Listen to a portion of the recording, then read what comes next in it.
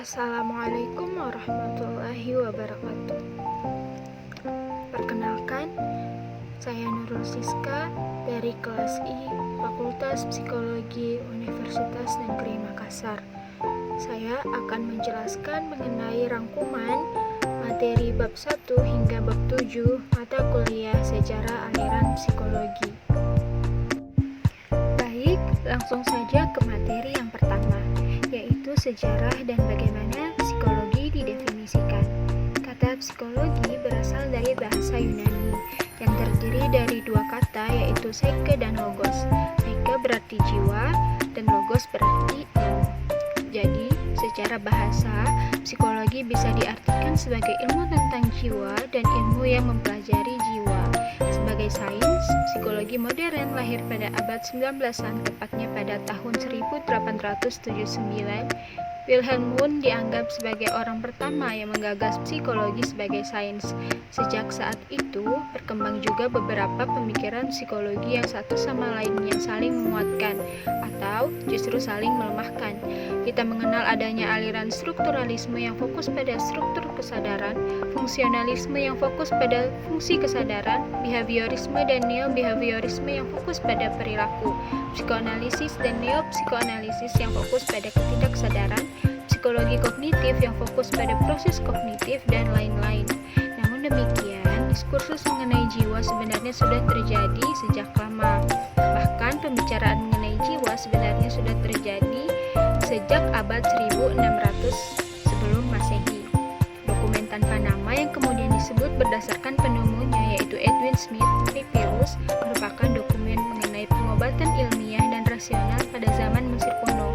Finney dan King menjelaskan perkembangan pemikiran awal mengenai psikologi juga bisa ditemukan pada bangsa Cina, Babilonia, Mesir, Ibrani, India, Persia, dan juga Yunani. Selanjutnya, manfaat mempelajari sejarah psikologi.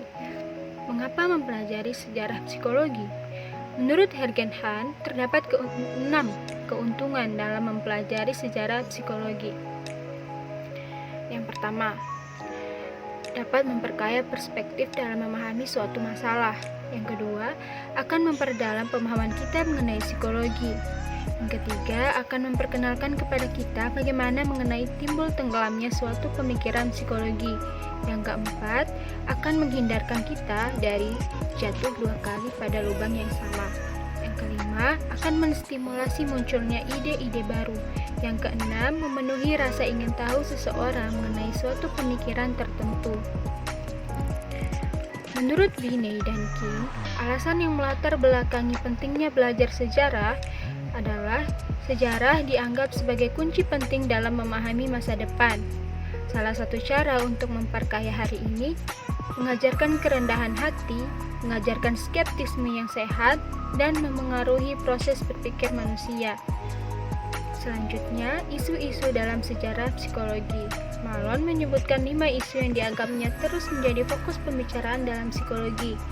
Isu-isu tersebut adalah jiwa, karakteristik alamiah manusia, hubungan antara jiwa dan raga, sumber pengetahuan manusia, dan universalisme versus relativisme pengetahuan. Lalu, pendekatan dalam penulisan sejarah. Greenwood membahas mengenai beberapa pendekatan yang mungkin digunakan oleh seorang penulis sejarah. Yang pertama itu internal versus eksternal. Penulisan sejarah psikologi dengan pendekatan internal artinya sejarah psikologi ditulis fokus pada perkembangan teori-teori yang ada dalam psikologi. Sedangkan penulisan sejarah psikologi dengan pendekatan eksternal artinya sejarah psikologi dalam konteks yang lebih luas termasuk faktor sosial, ekonomi, politik, dan budaya yang mengaruhinya. Yang kedua, tokoh besar versus semangat zaman. Sejarah psikologi juga bisa ditulis dengan menjelaskan tokoh-tokoh yang paling berkontribusi terhadap perkembangan psikologi, atau ditulis berdasarkan kejadian atau peristiwa penting yang mengiringi perkembangan psikologi. Yang ketiga, presentis versus kontekstualis. Pendekatan presentis menjelaskan perkembangan teori psikologi dengan menggunakan perspektif perkembangan teori psikologi yang paling mutakhir, sedangkan pendekatan kontekstualis menjelaskan perkembangan teori psikologi apa adanya, seperti yang terjadi pada zamannya. Yang keempat, pendekatan konseptual. Pendekatan ini menjelaskan sejarah psikologi berdasarkan pada perkembangan konsep-konsep tertentu, baik keberlanjutan teori tersebut atau kemundurannya. Selanjutnya, materi mengenai psikologi pada masa Yunani kuno. Boyle menyebutkan 3 hal penting yang menjadi wacana serius pada masa Yunani kuno. Yang pertama adalah metafisika. Wacana ini mengenai apa realitas itu dan apa substansi yang mendasarkan semua realitas.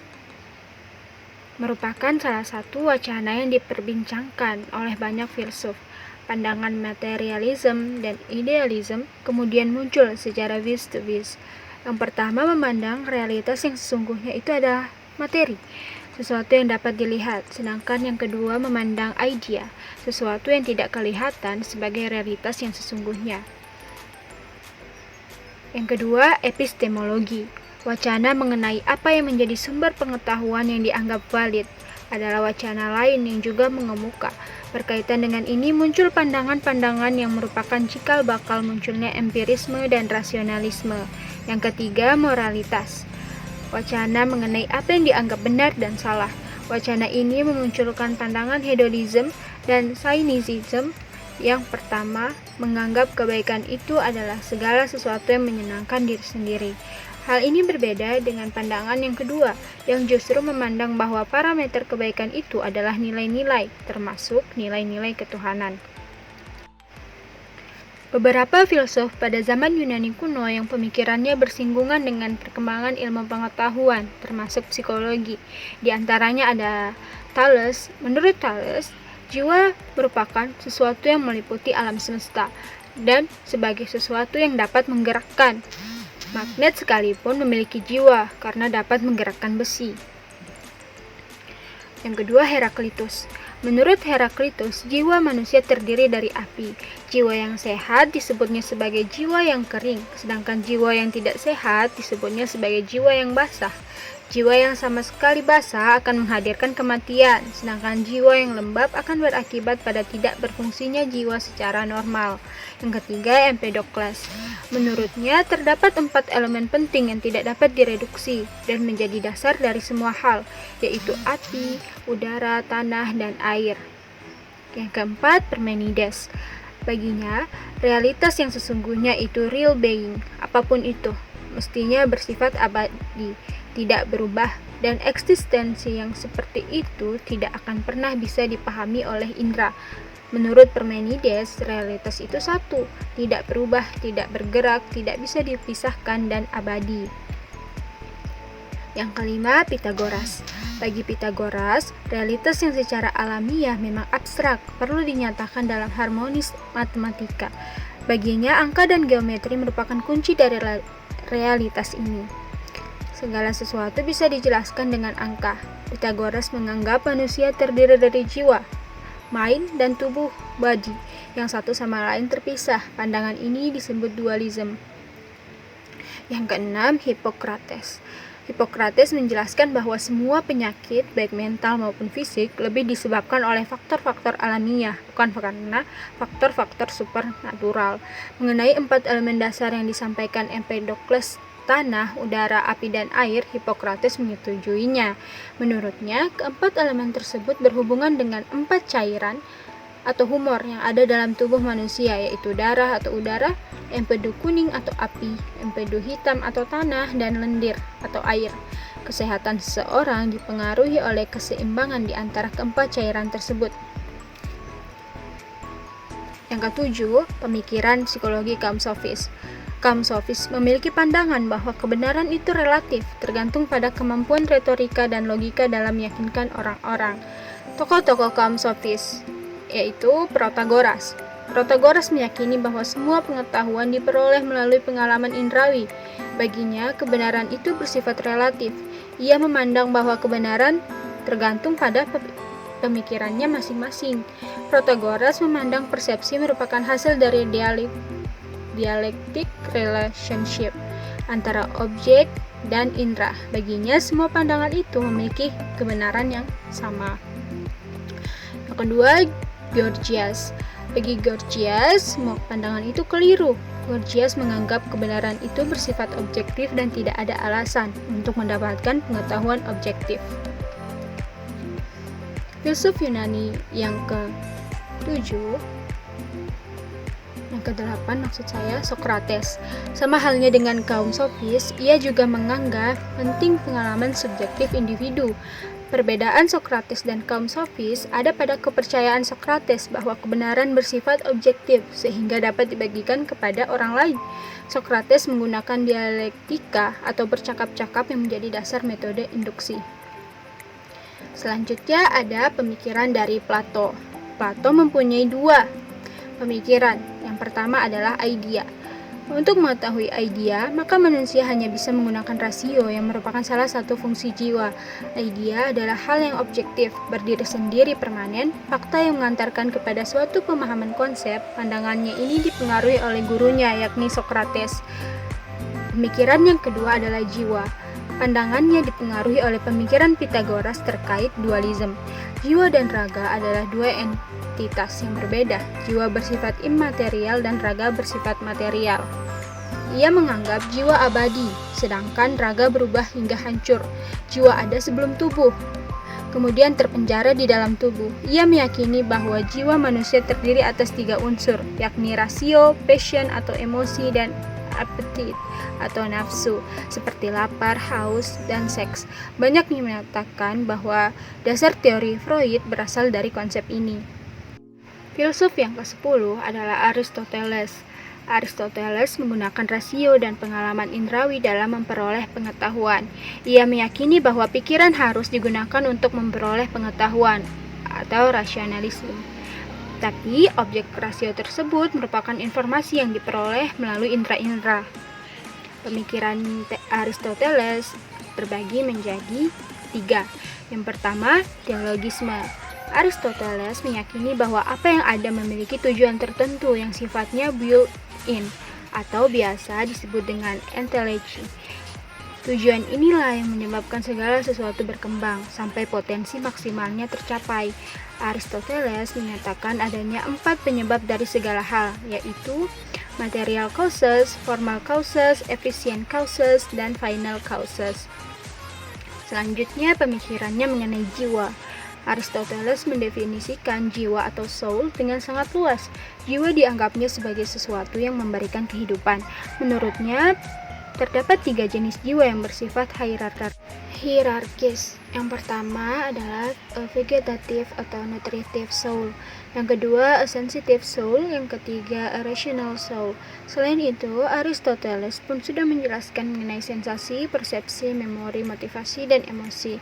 Menurutnya, informasi mengenai lingkungan diperoleh melalui indera, yaitu penglihatan, pendengaran, penciuman, perabaan, dan pengecapan. Pemikirannya yang ketiga adalah persepsi dan ingatan. Aristoteles menyampaikan 4 hukum yang paling utama yang menghubungkan pengetahuan-pengetahuan indrawi, yaitu laws of contiguity, law of similarity, law of contrast, dan law of frequency. Menurut Aristoteles, ada kebahagiaan yang diperoleh dengan memenuhi kebutuhan jiwa vegetatif, sensitif, dan rasional.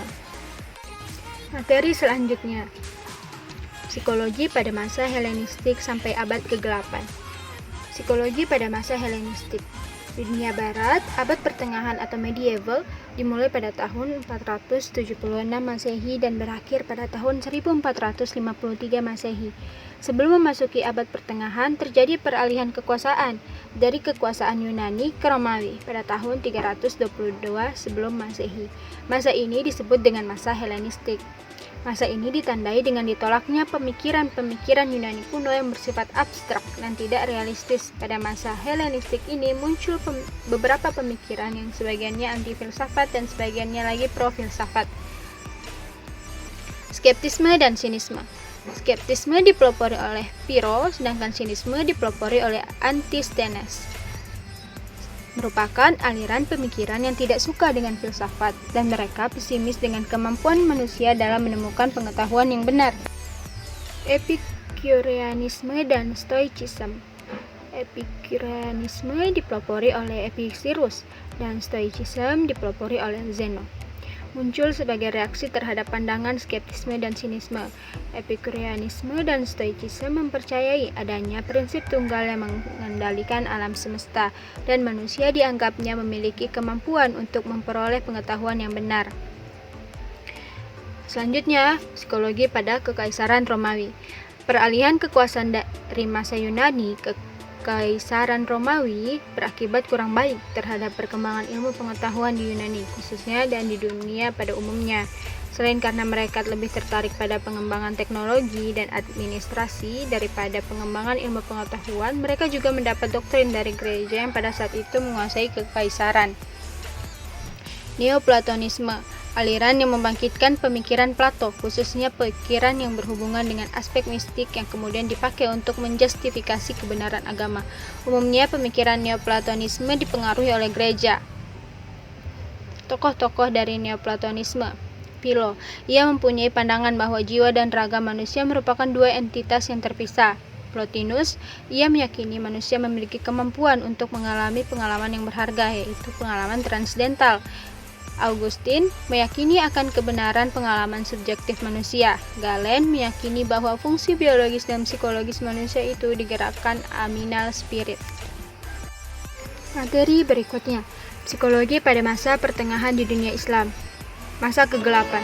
Eropa Barat memasuki masa kegelapan, sementara peradaban Islam sedang berkembang pesat sekitar abad ke-7 sampai ke-14. Pada abad pertengahan ini, Eropa Barat memasuki era yang disebut sebagai zaman kegelapan karena dogma agama lebih mendominasi daripada ilmiah. Namun berkembangnya ilmu oleh pemikir Islam justru mengalami puncaknya pada saat ini. Adapun tokoh-tokoh psikologi pada masa pertengahan di dunia Islam di antara lain adalah ada Al-Kindi. Al-Kindi merupakan filsuf pertama di dunia Islam, menyatukan antara teologi dan filsafat, pemikiran mengenai jiwa, kecerdasan, dan strategi kognitif dalam mengatasi kesedihan.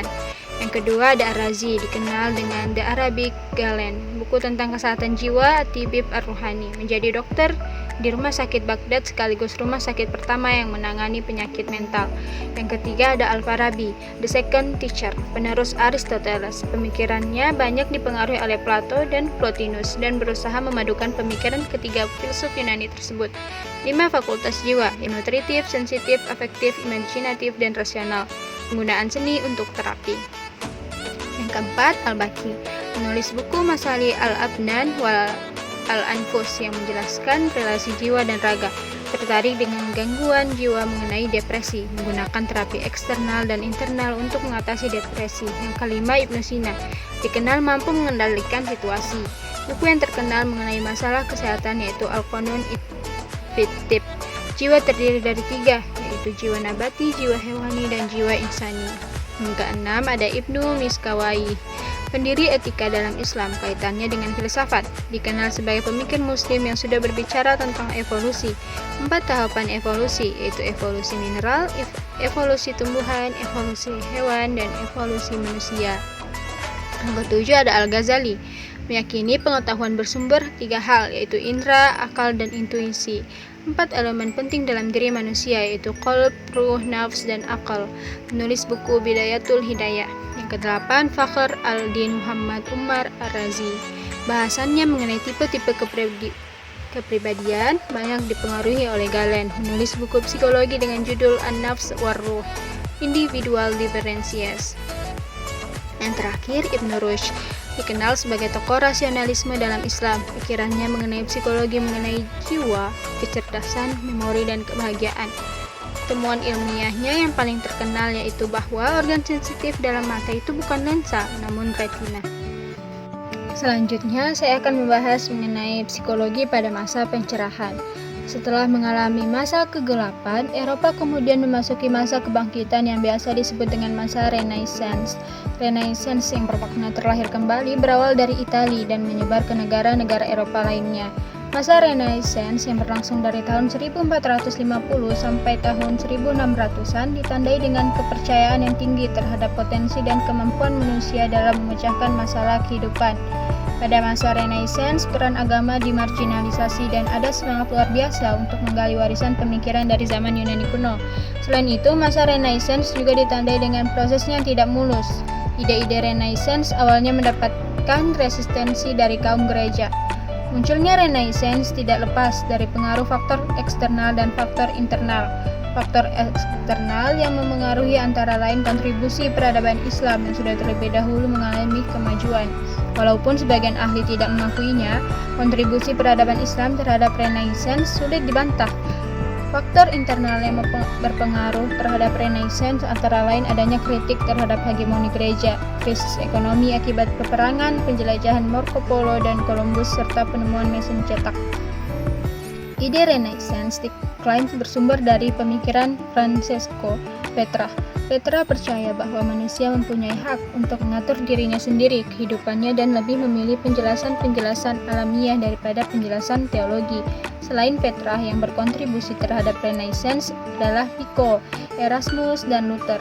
Setelahnya kemudian muncul tokoh-tokoh yang pemikirannya berpengaruh besar terhadap perkembangan ilmu pengetahuan seperti Copernicus, Kepler, Galileo, dan Newton. Selepas masa Renaissance, yaitu pada abad ke-16 sampai abad ke-19, muncul dua aliran pemikiran besar yang satu sama lain bertentangan, yaitu empirisme dan rasionalisme. Empirisme menyatakan bahwa pengetahuan manusia hanya bisa diperoleh melalui pengalaman, sedangkan rasionalisme pemikiran yang menyatakan bahwa pengetahuan manusia hanya bisa diperoleh melalui pikiran atau rasio. Tokoh-tokoh empirisme antara lain Bacon, Locke, Hobbes, dan Hume. Dan tokoh-tokoh rasionalisme antara lain Descartes, Spinoza, dan Leibniz. Bagi Kant, pengetahuan itu bisa bersumber dari pengalaman atau a priori dan rasio a posteriori. Kant keberatan dengan kemungkinan ilmu psikologi untuk menjadi ilmu yang rasional dan empiris. Gagasan Kant mengenai sinergi antara empirisme dan rasionalisme sejalan dengan logical positivism pada tahun 1920-an, yang merupakan perkembangan dari positivism Auguste Comte. Comte sendiri dikenal sebagai pendiri ilmu sosiologi dan positivism. Comte berkeyakinan bahwa satu-satunya pengetahuan yang dapat dipercaya adalah pengetahuan ilmiah yang diperoleh melalui pengamatan objektif. Comte menolak psikologi menjadi satu ilmu mandirinya. Baginya, ilmu sosiologi dan biologi dapat melingkupi apa-apa yang menjadi bahasan psikologi, baik perilaku konteks sosial maupun frenologi atau proses mental yang dipengaruhi oleh otak. Materi selanjutnya mengenai bahasan tentang awal terbentuknya psikologi sebagai sains modern. Psikologi sebagai sains modern. Awalnya, psikologi dianggap tidak memungkinkan menjadi sebuah ilmu pengetahuan yang mandiri oleh Comte, juga oleh Immanuel Kant, karena beberapa alasan berikut. Psikologi terlalu banyak menggunakan metode introspeksi atau metode lain yang non-eksperimen. Yang ingin dikaji psikologi yaitu manusia secara sosial sudah menjadi kajian sosiologi, sementara proses mental yang dipengaruhi oleh otak sudah dikaji di dalam ilmu biologi. Namun, terdapat keyakinan beberapa tokoh yang menjadikan psikologi sebagai ilmu. Psikologi yang awalnya diragukan menjadi ilmu mandiri akhirnya dibuktikan oleh beberapa tokoh seperti Hermann von Helmholtz. Beliau melakukan pengukuran terhadap kecepatan impuls saraf dan membuktikan bahwa antar stimulasi indrawi dan gerakan indrawi bisa diukur. Tokoh selanjutnya ada Gustav Theodor Fechner. Berhasil membuat rumus matematika yang menunjukkan bahwa kekuatan sensasi mental merupakan fungsi dari logaritma konstans intensitas impuls. Selanjutnya Wilhelm Wundt membuat apa yang disebut dengan Tauch-Meter. Dengan Tauch-Meter inilah Wundt sekali lagi membuktikan bahwa kemampuan manusia dalam menyadari dua stimulus yang disajikan secara bersamaan bisa diukur. Mereka membuktikan bahwa proses mental ternyata bisa dijelaskan secara empiris dan dapat diukur. Helmholtz dan Fechner adalah orang pertama yang meyakini psikologi bisa menjadi ilmu yang mandiri. Namun, Wilhelm Wundt lah yang disebut secara eksplisit sebagai bapak psikologi karena menjadi yang pertama mendirikan laboratorium tentang psikologi. Sebelum psikologi didirikan sebagai ilmu, perspektif Helmholtz membahas tentang persepsi indrawi. Persepsi menggunakan bahan baku dari hasil pengalaman sadar dan penginderaan. Yang kedua, Gustav Fechner. Fechner menegaskan bahwa proses mental adalah hal yang memungkinkan untuk diukur. Selain itu, Fechner meneliti hubungan antara proses mental dan proses fisik atau psychophysics. Yang ketiga, Wilhelm Wundt. Wundt melakukan penelitian eksperimen tentang kesadaran di laboratoriumnya. Ia mengatakan Kesadaran sebagai subject matter. Seseorang dapat menyadari dua sensasi dalam satu waktu, yaitu sensasi visual dan sensasi audio. Selanjutnya, pasca pendirian psikologi sebagai ilmu. Terdapat beberapa tokoh. Yang pertama ada Franz Brentano. Brentano dan Wundt secara bersamaan mendorong psikologi sebagai ilmu mandiri atau berdiri sendiri. Brentano sepakat dengan Wundt bahwa kesadaran adalah subject matter dalam psikologi. Tokoh yang kedua, Carl Stumpf. Stumpf dipengaruhi oleh cara berpikir Brentano. Pengalaman menjadi hal yang berharga. Stumpf membiarkan pengalaman mengalir begitu saja tanpa dipilih menjadi elemen-elemen tertentu, seperti Wundt. Stumpf membiarkan pengalaman berjalan alamiah dan menjadi syarat makna bagi yang mengalaminya. Yang ketiga, Oswald Kolbe. Kolbe berbeda dengan Wundt. Kolbe meneliti pikiran menggunakan eksperimen. Kolbe menyampaikan bahwa terdapat pikiran-pikiran yang sumbernya berbeda dengan apa yang pernah disampaikan oleh Wundt, yaitu sensasi, kesan indrawi, perasaan, dan tidak bisa diteliti menggunakan eksperimen introspection-nya Wundt. Yang keempat, Hermann Ebbinghaus. Penelitian Ebbinghaus yang sangat penting adalah eksperimennya tentang belajar dan ingatan yang menginspirasi penelitian-penelitian berikutnya. Selanjutnya kita akan membahas mengenai aliran strukturalisme. Strukturalisme didirikan oleh Edward Bradford Kitchener. Berbeda dengan Wundt yang fokus pada elemen kesadaran, Kitchener lebih fokus pada struktur isi kesadaran. Pandangan Kitchener mengenai tujuan psikologi, elemen kesadaran, dan perception juga terdapat perbedaan dengan Wundt. Strukturalisme Kitchener dan fungsionalisme James mengawali babak baru psikologi modern di Amerika Serikat. Menurut Hergen Hahn, ilmu psikologi Amerika Serikat berkembang melalui 4 tahapan. Tahapan pertama berlangsung dari tahun 1640 sampai 1776 yang ditandai dengan masih bercampurnya antara psikologi dengan filsafat moral dan agama. Tahap kedua berlangsung pada tahun 1776 sampai 1886 yang ditandai dengan mulai munculnya bahasan-bahasan mengenai persepsi, memori, dan aktivitas berpikir, namun pengaruh agama masih kental. Tahapan ketiga berlangsung pada tahun 1886 sampai 1896 yang ditandai dengan melepasnya psikologi dari pengaruh agama dan fokus pada realitas objektif. Tahapan terakhir berlangsung pada tahun 1896 sampai sekarang yang ditandai dengan munculnya sekolah fungsionalisme dan strukturalisme serta terpublikasikannya hasil penelitian ilmiah pada berbagai jurnal ilmiah.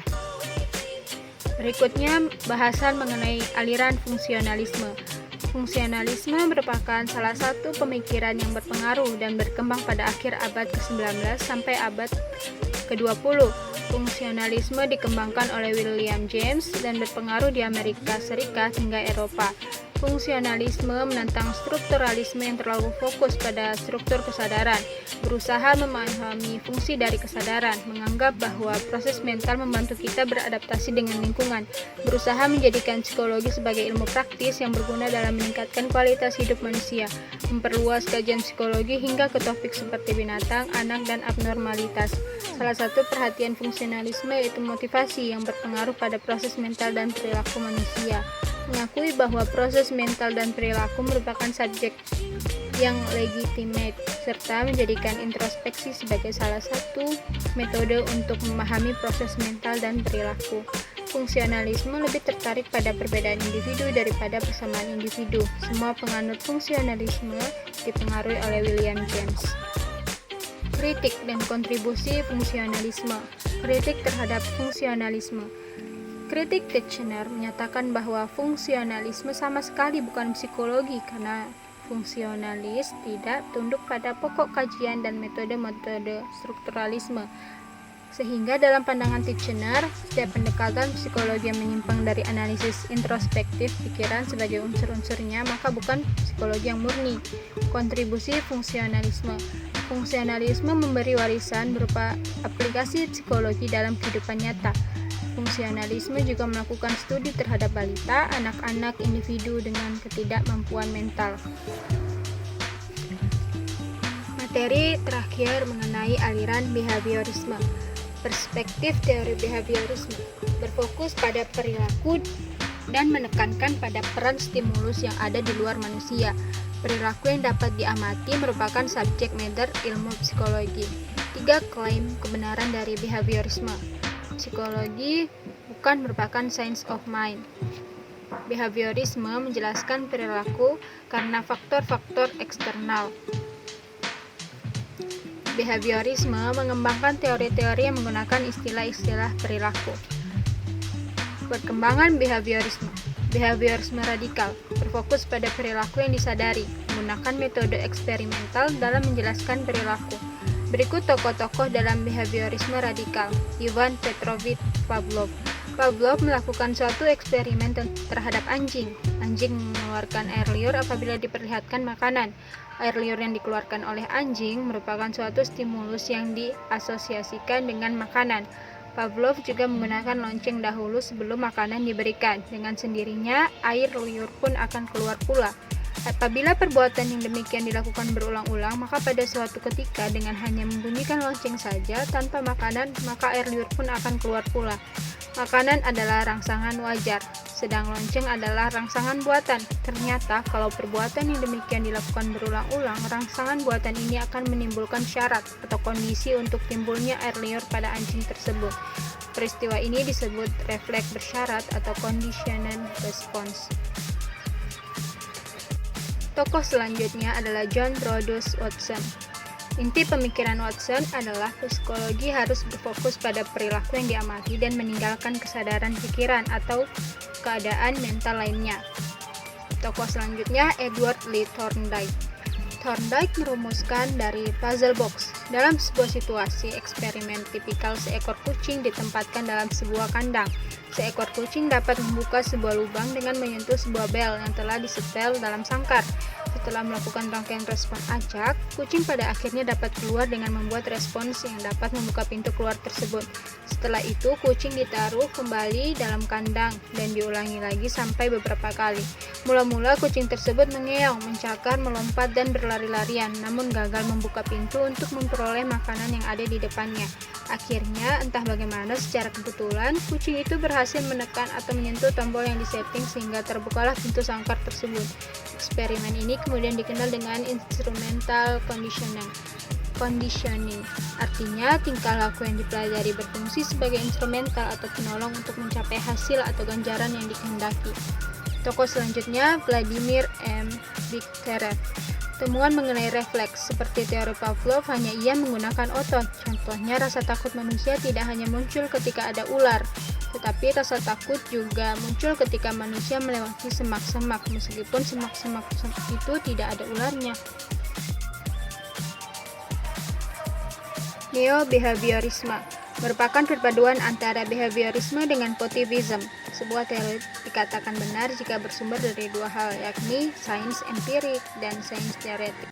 Tokoh-tokohnya antara lain ada Edward C. Tolman, Clark Leonard Holt, Edwin Ray Guthrie, dan B.F. Skinner.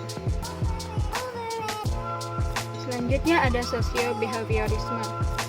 Dalam sosio-behaviorisme ini, perilaku dipelajari dalam proses sosial, mengakui adanya proses mental dan proses kognitif. Tokoh-tokoh sosio-behaviorisme ini antara lain Albert Bandura dan Julie Rotter. Baiklah, sekian dari saya, kurang lebihnya mohon dimaafkan. Terima kasih atas perhatiannya. Wassalamualaikum warahmatullahi wabarakatuh.